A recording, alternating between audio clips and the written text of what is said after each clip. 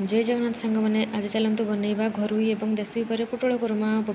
मुझे किसी पोटल को नहीं जाइए भल भाव धोईदे से लुण हल्दी गुड़े गोटे कढ़ई तेल गरम कर भल भाव फ्राए करना जमीक पोटलटी रेड रेड देखा पोटल रेड हवा पर्यटन फ्राए कर चलवा गोटे प्लेट को बाहर कर मुझे मसला नहीं जाइए किसी कटा पियाज अदा रसुण टमाटो एवं काजू मगज तापर गोटे कढ़ई तेल गरम करवा तेल गरम हो गला से काटी रखि पियाज को पकईनवा पियाज को भल भाव भाजी चलवा जमीक पियाजटी लाल हुई भाजीज पियाजटी लाल हुई भाजीगला से बाटी रखि अदा रसुण पेस्ट को एड करवा